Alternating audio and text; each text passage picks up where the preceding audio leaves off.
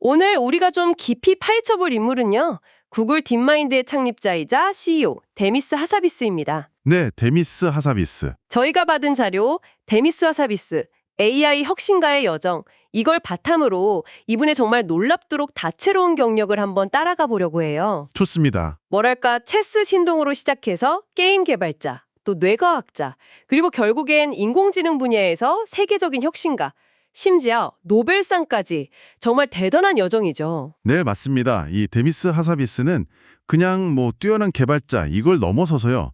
현재 AI 기술이 어디로 가야 할지, 또 미래 과학 연구의 판도를 어떻게 그릴지 이런 데 정말 핵심적인 역할을 하고 있는 인물이죠. 그렇군요. 그래서 혹시 기술 리더십이나 혁신의 본질 이런 거에 관심 있으시다면 아마 오늘 이야기가 특히 많은 생각을 던져줄 겁니다.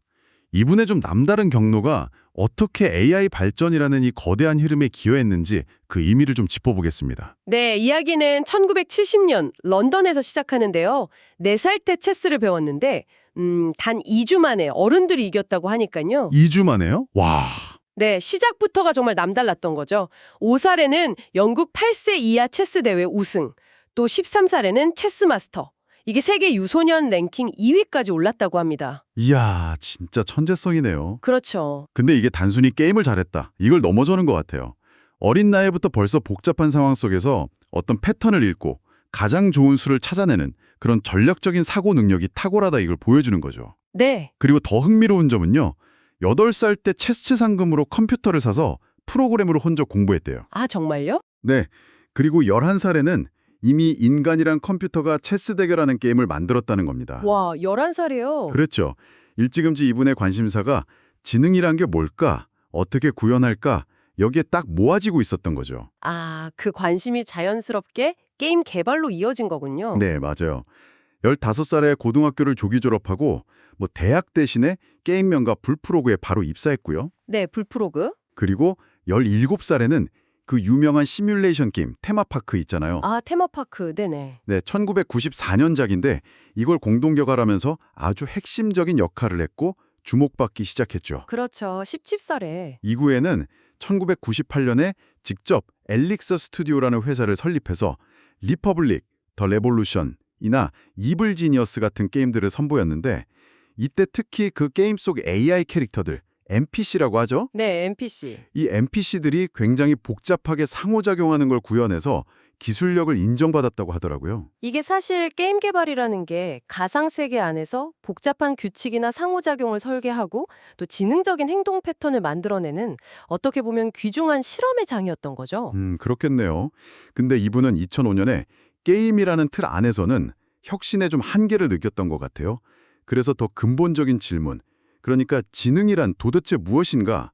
이걸 탐구하기 위해서 학계로 눈을 돌립니다. 아, 게임 업계에서 그렇게 성공했는데도요? 네, 이 결정이 그야말로 그의 인생 경로를 완전히 바꿔놓게 됩니다. 그 이유가 뭘까 궁금해지네요. 뇌과학을 선택한 이유? 결국은 지능의 본질, 그러니까 생각하는 기계를 만들고 싶었던 건데 그러려면 가장 깊은 수준의 이해가 필요하다고 본 거죠. 아하.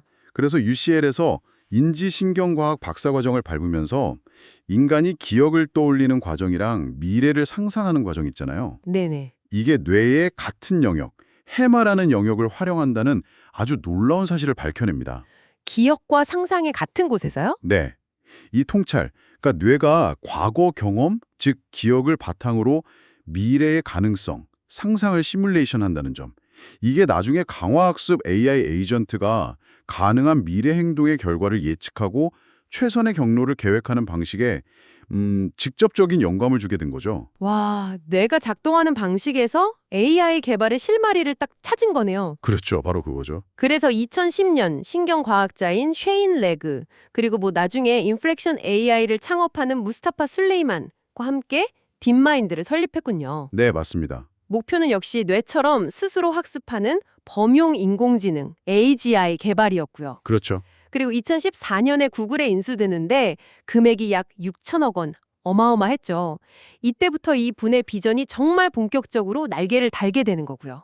네. 구글 합류는 딥마인드에게도 그리고 어떻게 보면 AI 역사 전체에도 아주 결정적인 변곡점이었습니다. 그 이후의 성과들은 정말 눈부셨죠. 역시 가장 먼저 떠오르는 건 2016년 알파고입니다. 아, 알파고. 그렇죠. 세계 최강 이세돌 구단을 상대로 4승 1패를 거둔 그 충격. 아직도 생생해요.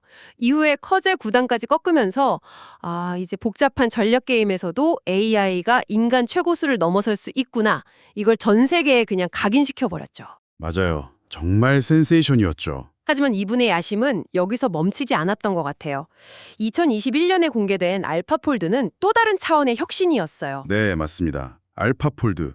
이건 정말 수십 년간 풀리지 않던 단백질 구조 예측 문제를 해결하면서 생명과학 분야에 그야말로 혁명을 일으켰습니다. 그렇죠. 이 공로로 하사비스는 2024년에 노벨 화학상을 공동 수상했고요. 노벨상까지? 네, 알파폴드가 약 2억 개 이상의 거의 모든 알려진 단백질 구조를 예측해서 데이터베이스로 그냥 공개해버렸거든요. 와, 대단하네요. 이게 신약 개발이나 질병 연구 같은 바이오 분야 연구 속도를 전례 없이 높이고 있습니다.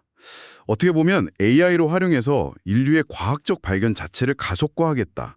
이런 하사비스의 비전이 현실화된 대표적인 사례라고 할 수 있죠. 알파고, 알파폴드에 이어서 현재는 구글의 차세대 AI, 그러니까 텍스트, 이미지, 음성 같은 다양한 종류의 정보를 이해하고 생성하는 멀티모달 AI, 제미니 개발을 총괄하고 있고요. 네, 제미니까지. 그 공로를 인정받아서 대영 제국 훈장 12, 이게 영국 사회에 뛰어난 공헌을 한 인물에게 주는 훈장이죠.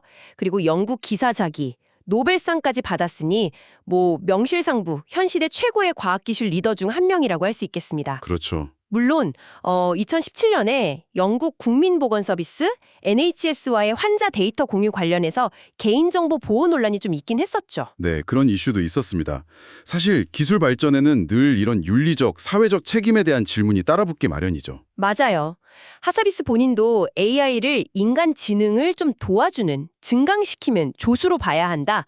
그리고 중요한 최종 결정은 결국 인간의 몫이어야 한다. 이렇게 꾸준히 강조하고 있습니다. 그 점은 중요하네요. 네, 그는 앞으로 한 5년에서 10년 내에 인간 수준의 범용 인공지능 AGI가 등장할 수 있다고 예측하면서 이에 대한 어떤 사회적 합의나 안전장치 마련이 시급하다. 이런 점을 계속 역설하고 있죠. 자, 정리를 좀 해보자면 데미스 하사비스는 체스 신동에서 시작해서 게임 개발, 뇌과학 연구를 거쳐 AI 분야에서 정말 역사적인 혁신을 이끌고 노벨상까지 수상한 정말 따라하기 힘든 특별한 길을 걸어온 인물입니다. 그렇죠. 정말 독보적이죠.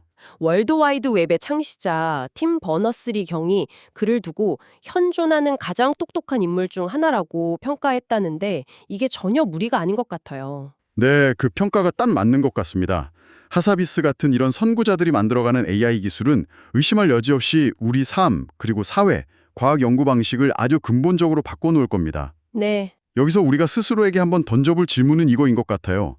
이 강력한 기술이 인류 전체의 번영과 우리의 가치에 부합하는 방향으로 나아가도록 하려면 우리는 어떤 지혜를 모으고 또 어떤 역할을 해야 할까요? 이 질문에 대해서 한 번쯤 깊이 고민해 보시는 것이 중요하지 않을까 싶습니다.